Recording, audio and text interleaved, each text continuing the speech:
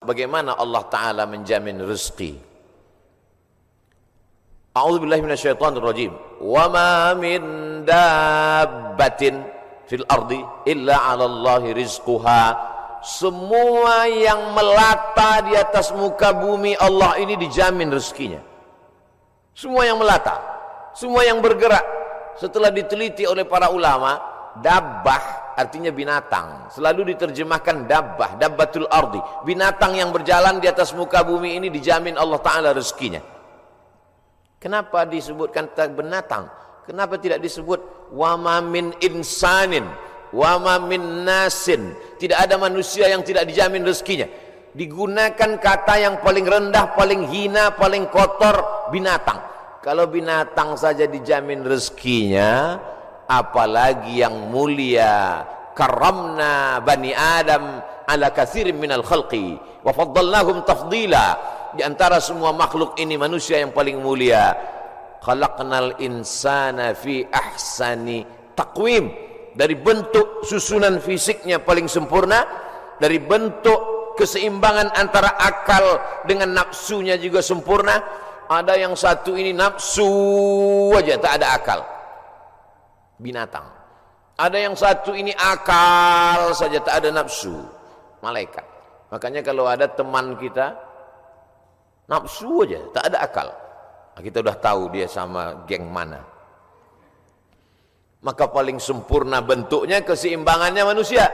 Tapi Allah tidak sebutkan manusialah yang kujamin rezekinya, tidak. Allah sebutkan yang paling hina. Kalau binatang yang kotor tidak berakal saja dijamin Allah rezekinya, apalagi manusia. Maka ada ungkapan pepatah orang Melayu, rezeki musang tidak akan dihabiskan harimau. Rezeki musang tak akan pindah ke mulut harimau. Secara fisik harimau lebih besar, secara fisik harimau lebih buas, lebih gagah, lebih tajam taringnya. Raja hutan, raja rimba. Musang biasa saja. Bahkan ada musang yang paling keren ya kopi luwak, karena itulah makanan dia. Tapi rezeki musang tidak akan mungkin dihabiskan harimau. Kalaulah gara-gara harimau musang itu tidak makan, maka sudah lamalah musang itu punah dan musnah, tidak ada lagi di permukaan bumi. Tapi sampai hari ini musang masih tetap ada dan harimau pun tetap ada. Begitu Allah Subhanahu wa taala mencari, menyediakan rezekinya. Binatang yang melata, melatanya tidak pula di atas tanah. Justru dia unik. Kalau binatang yang lain kakinya di atas tanah, kepalanya, dia justru terbalik. Justru kaki dia yang ke atas, dia yang ke bawah. Bukan Spiderman, cicak. Makanannya pun luar biasa. Yang dia makan tidak melata tapi yang terbang, nyamuk. Bisa juga dia makan. Jadi kalau ada orang dikasih Allah Ta'ala tangan, kaki, kudrat, iradat, kemauan, kehendak, dikasih Allah Ta'ala akal sehat, badan sehat, segar bugar, tapi cemas dengan rezekinya, dia mestinya malu dengan cicak. Kemudian bagaimana Allah Subhanahu wa taala membagi rezeki itu? Lau tawakkaltum 'alallah haqqa tawakkulih. Kalau kamu bertawakal kepada Allah sebenar-benar tawakal, la razaqakum kama ruziqat thair. Kamu diberi Allah rezeki sebagaimana seekor burung mendapatkan rezeki. Bagaimana seekor burung mendapatkan rezeki? Taghdu khimasan wa taruhu bitanan. Terbang keluar sarang pada waktu pagi dalam keadaan perut kosong dan pulang dalam keadaan perut kenyang. Sampai hari ini belum ada burung yang tidak mau terbang karena khawatir dapat rezeki atau tidak. Burung merpati terbang tinggi, tahu dia di mana letak sarangnya dan pulang dia dalam keadaan perut kenyang. Padahal yang diberikan Allah kepada dia cuma dua, paruh dengan cakar kakinya. Dengan dua itu bisa dia makan. Uniknya burung-burung ini adalah makanannya berada di dalam air, dia di atas udara, lalu kemudian dia hanya sebentar saja memantau, masuk dia ke dalam dan bisa diangkat kembali. Kalau tidak percaya pada isi ceramah saya ini, sering-sering nonton film yang isinya binatang aja, tentang flora dan fauna, tentang hewan, tentang burung. Aneh dan uniknya, yang menyuruh kita untuk mempelajari binatang hewan ini adalah Allah Subhanahu wa taala. Tapi yang mempertontonkan kita, kameramennya sampai berbulan-bulan di dalam hutan untuk menampilkan, hanya memperlihatkan seekor burung bisa menangkap seekor ikan, untuk memperlihatkan bagaimana Allah membagi rezeki kepada kita. Sesungguhnya di balik konten yang luar biasa ada kameramen yang sangat tersiksa. Jadi besar sekali jasa kameramen. Jadi nanti kalau beberapa hari ini akan keluar gambar Abdul Somad ceramah di Masjid Sunda Kelapa, sedang begini-begini, itu kameramennya luar biasa. Ini kameramen insyaallah masuk surga sama kamera-kameranya sekalian. Saudara yang dimuliakan. Cuman kameramen kalau bisa matanya harus seimbang. Jadi jangan selamanya begini. Jadi sekali-sekali begini, sekali-sekali. Saya khawatir nanti setelah tua matanya begini. Selalu ada keseimbangan. Saudara yang dimuliakan Allah SWT, kamera itu pun juga adalah rezeki. Kenapa? Yuntafa'u bihi. Kapan kamera menjadi rezeki? Ketika dia bermanfaat. Kalau kamera hanya untuk mengambil gambar orang yang membuka aurat, maka itu bukan kamera rezeki, itu namanya kamera Sony. Itu namanya kamera laknat.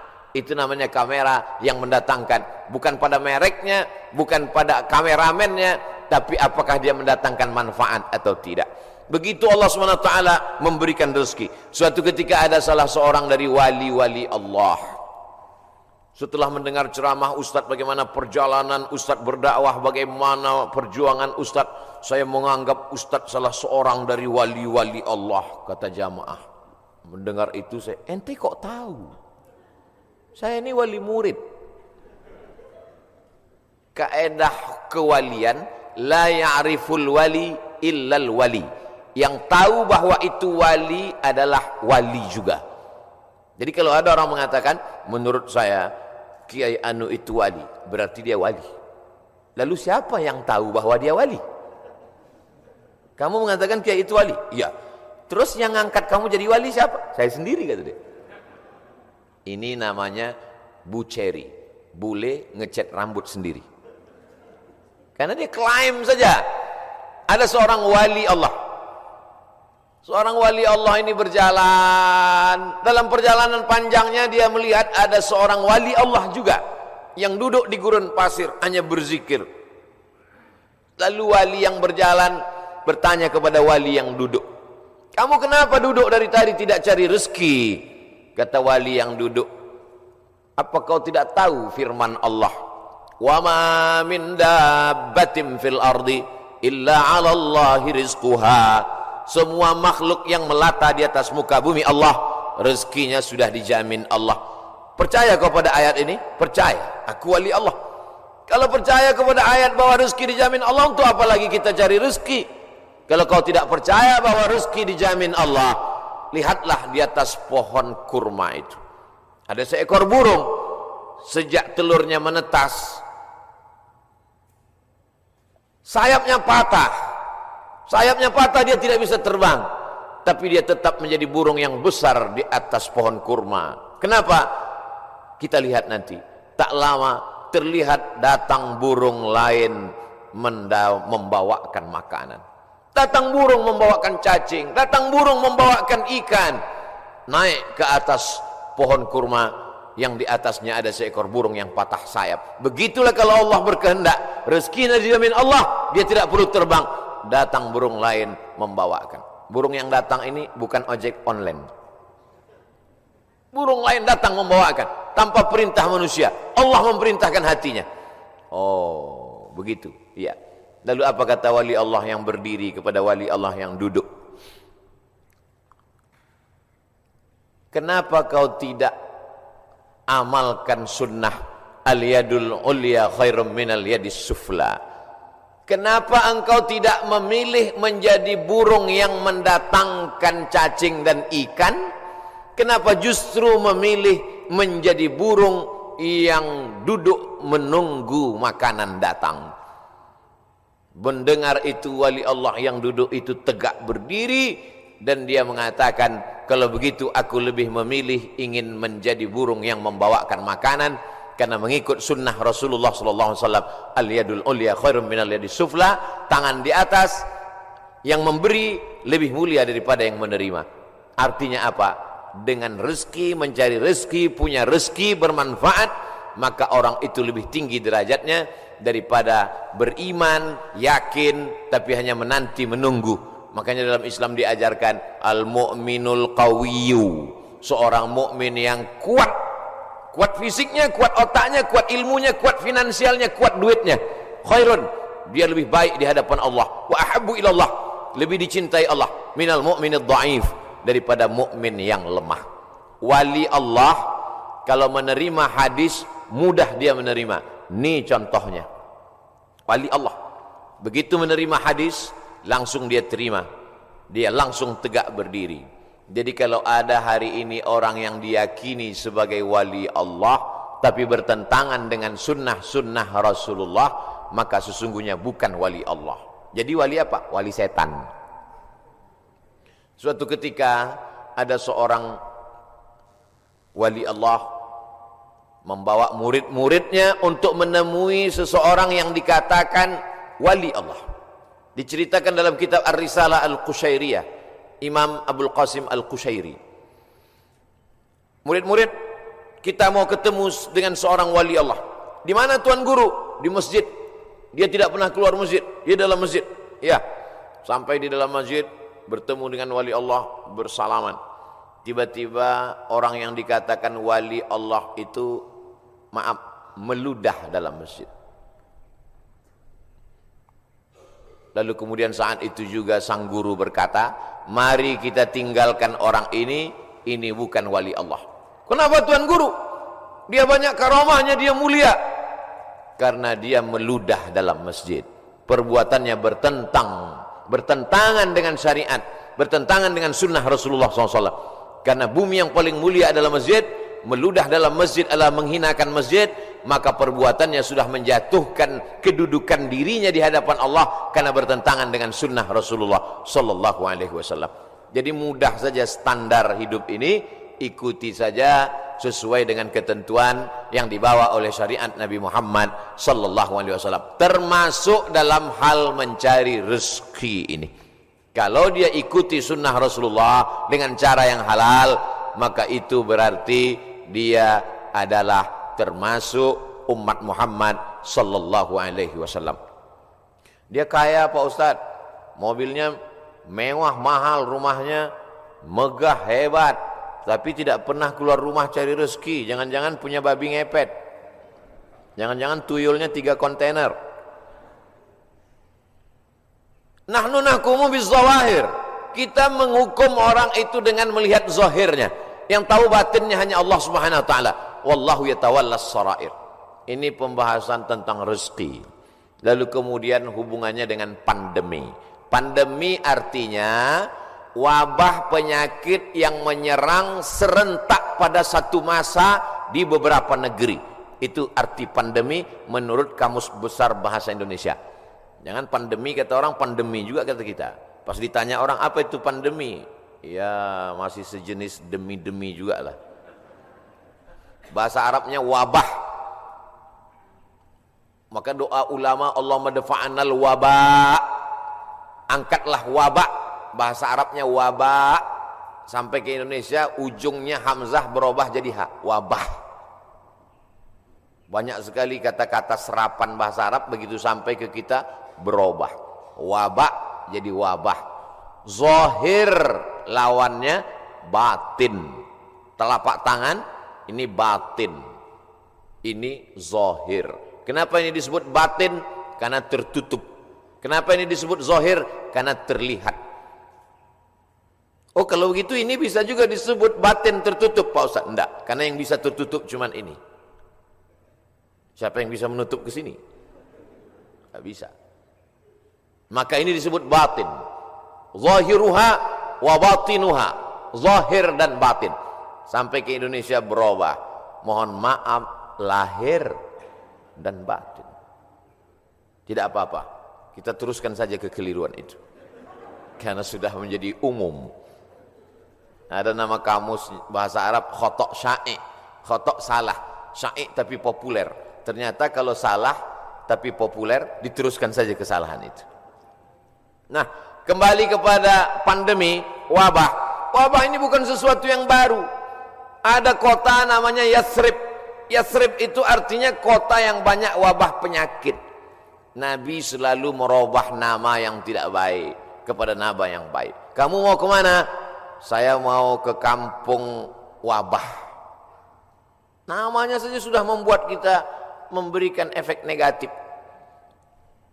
Nama Abdul Somad, tempat tanggal lahir wabah COVID-19. Maka memberikan efek yang tidak baik.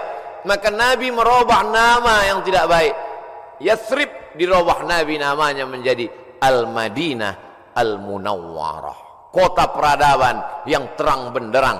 Kenapa terang benderang? Ketika Nabi datang ke sana, maka terang benderanglah hati mereka, terang benderang pikiran mereka, terang benderang kota Madinah.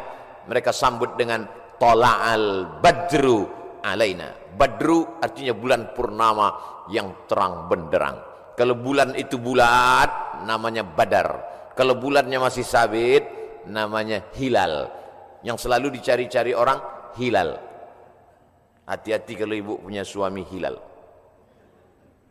Saudaraku yang dimuliakan Allah Subhanahu wa taala. Maka pandemi, wabah menyebar sudah terjadi sejak lama. Makanya dalam hadis dikatakan al-mat'unu syahid.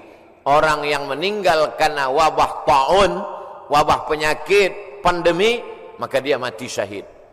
Saudara kita, sahabat kita, kawan kita, tetangga kita, satu sekolah dengan kita, meninggal dunia. Berikan kabar gembira kepada istrinya kalau suaminya meninggal.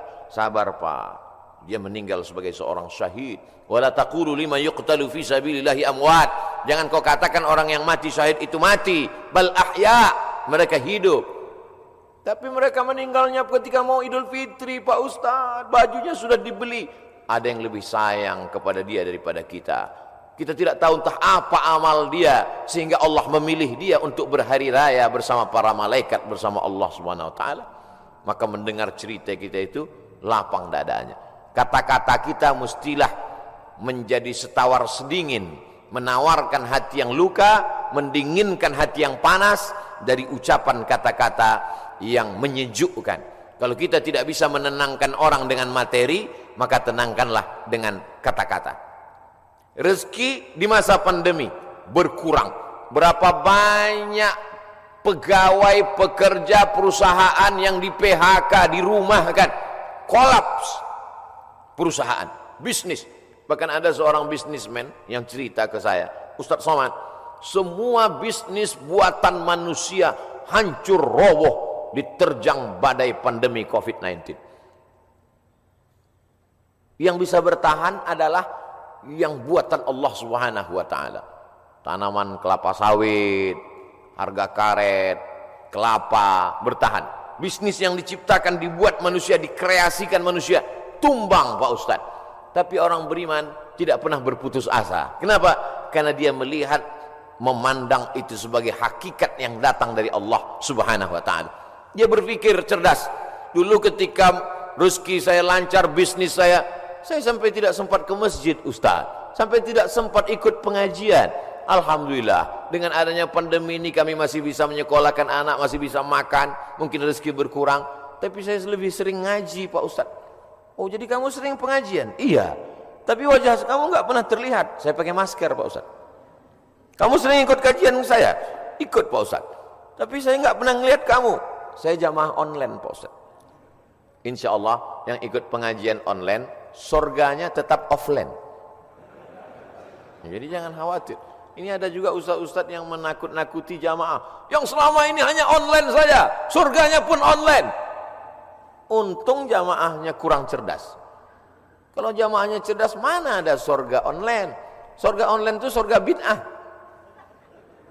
Saudara yang dimuliakan Allah Subhanahu wa taala, jadi ketika kita melihat sesuatu itu dengan perenungan, maka sesungguhnya ada hikmah yang luar biasa di balik apa yang diberikan Allah. Asa an takrahu syai'an, boleh jadi kau benci sesuatu, fa huwa khairul lakum, tapi di balik kebencian kamu itu ada manfaat, hikmah yang luar biasa. Asa an takrahu syai'an, boleh jadi kamu tidak suka pada sesuatu. Wa yaj'alallahu fihi khairan katsira, dijadikan Allah di balik itu semua ada kebaikan-kebaikan.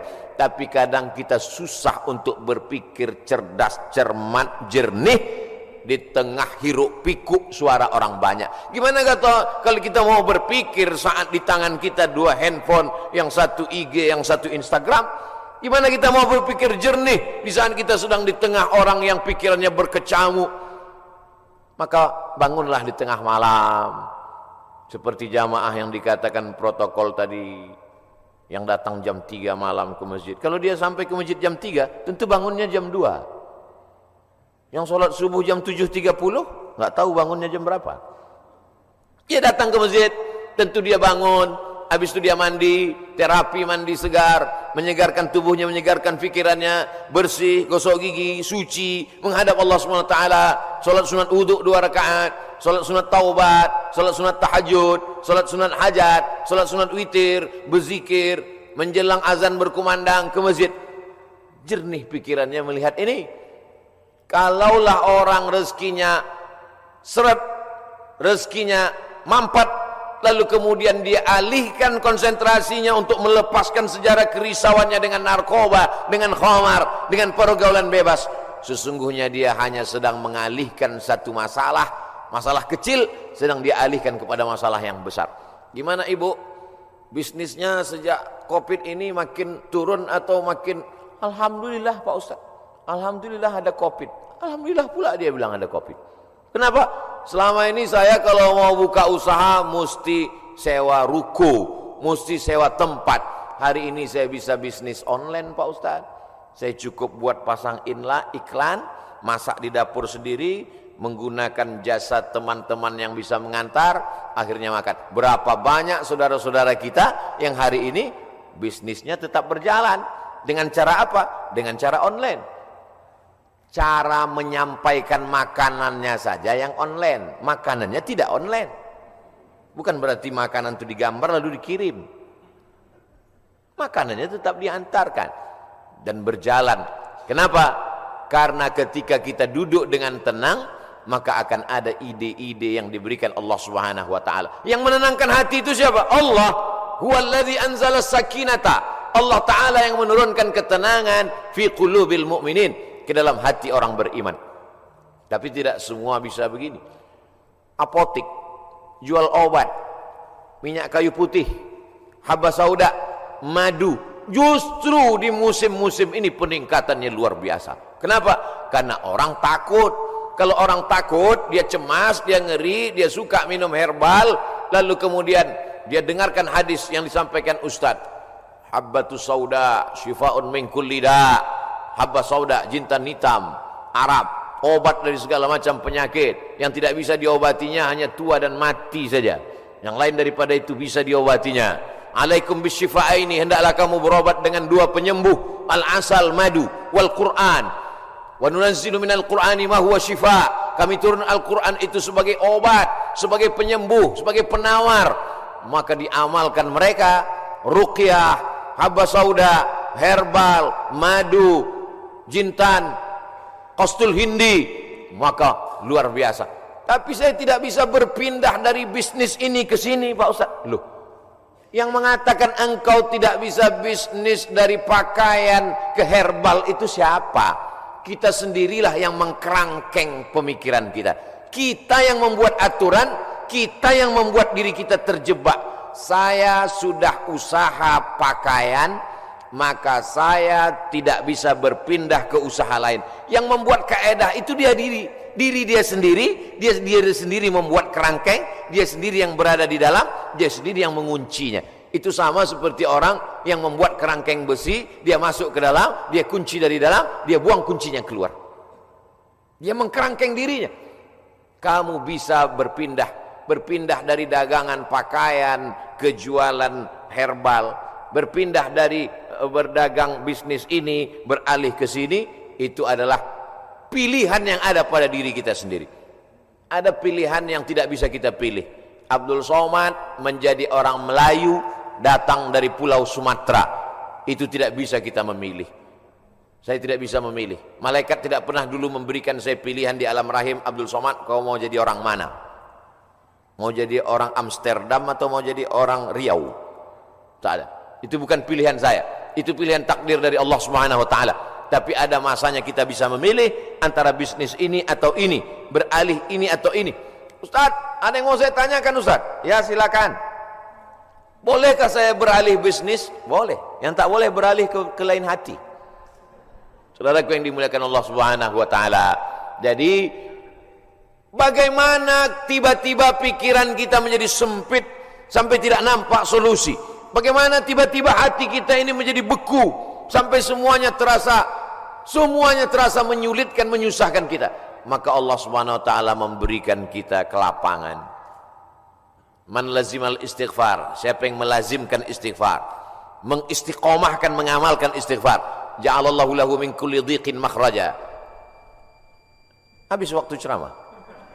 Oh, matahari terbit. Hebatnya di Masjid Agung Sunda Kelapa. Setiap matahari terbit, bunyi alarm. Setiap matahari terbit, bunyi alarm.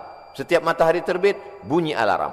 Lama-lama jamaah mengambil kesimpulan bahwa kalau alarm tidak berbunyi, matahari tidak terbit.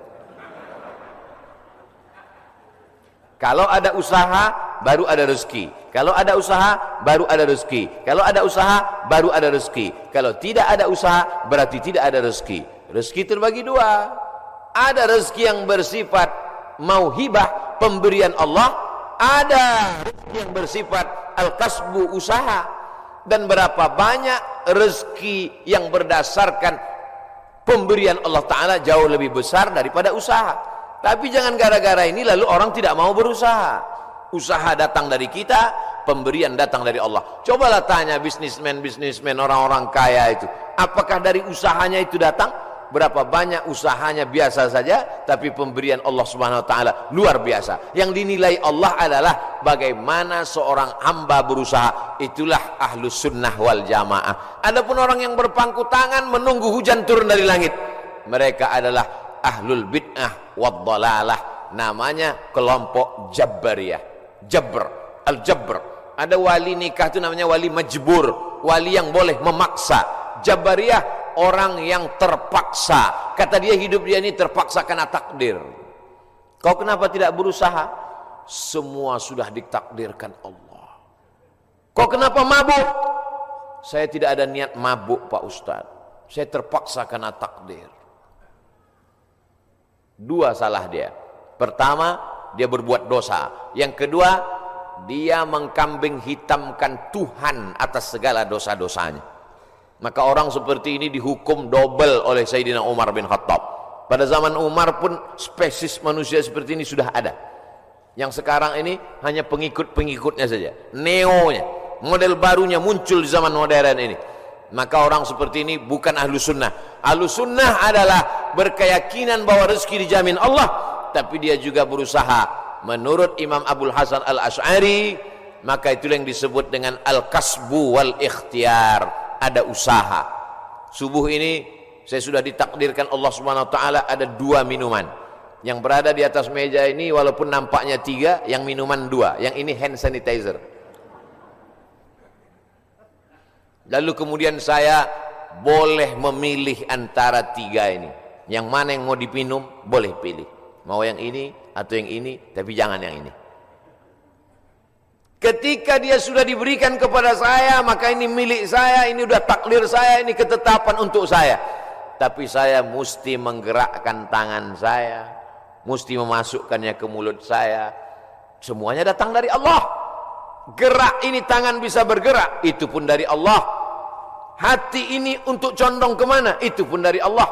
Itulah mengapa dikatakan wallahu khalaqakum wa ma ta'malun. Allah menciptakan kamu dan perbuatan kamu. Perbuatan kamu itu pun juga ciptaan Allah, karena semua datang dari Allah. Menulis, tangan yang menulis ciptaan Allah.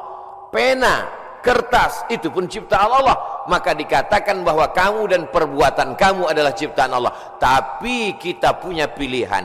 Wa nafsin wa ma sawwaha, demi jiwa dan penciptaannya. Fa alhamaha fujuraha, ada jalan kiri, jalan fujur, jalan bengkok, jalan hitam. Wa taqwaha, jalan kanan, jalan baik, jalan putih. maka kita tinggal memilih. Ketika pilihan kita benar, kita dapat surga. Walladzina amanu wa 'amilus solihati ulaika ashabul jannah walladzina kafaru wa kadzdzabu biayatina ulaika ashabun nar. Jangan dengan penuh kesadaran sendiri menabungnya di bank konvensional haram, duitnya duit riba, dimakan dengan penuh kesadaran. Ketika ditanya, kau makan riba? Iya, tapi ini haram. Takdir, susah saya menolaknya, Ustaz.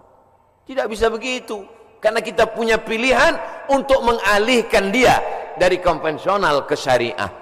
Kita punya pilihan untuk memilih antara yang haram dengan yang halal.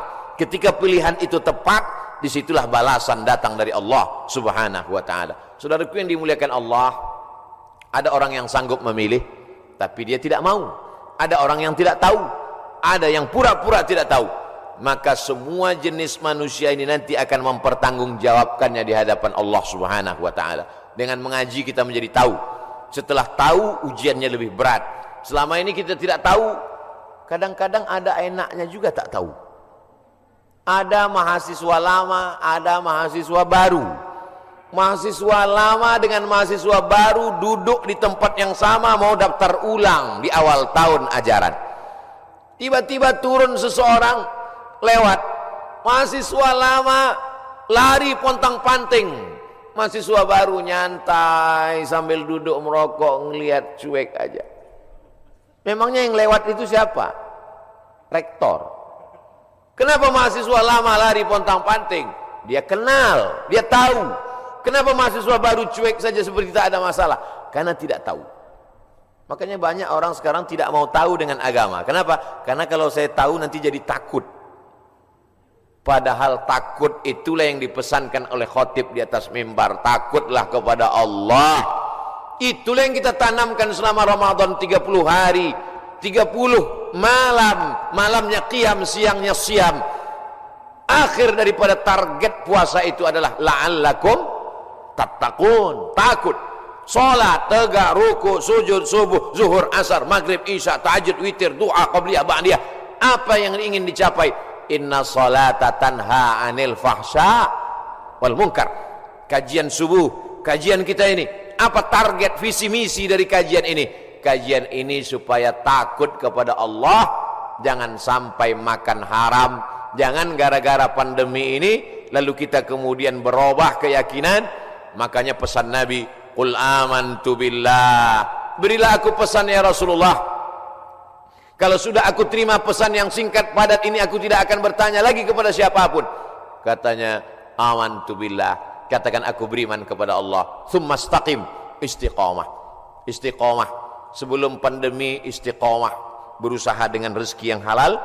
Setelah pandemi pun juga istiqamah. Mudah-mudahan kajian ini membuat kita tetap istiqamah, tetap kuat iman dan Islam. Kita sampaikan kepada sahabat jamaah semuanya bagaimana menghadapi pandemi tetap dengan rezeki yang halal. Mudah-mudahan kita selalu dalam ridho Allah Subhanahu wa ta'ala. Lebih kurang 60 menit, kurang-kurang sedikit mohon dimaafkan. Saudaraku yang dimuliakan Allah Subhanahu wa ta'ala, itu yang dapat saya sampaikan pada subuh kali ini. Aqulu qauli hadza astaghfirullah li wa lakum. Selanjutnya saya kembalikan ke protokol. Wassalamualaikum warahmatullahi wabarakatuh.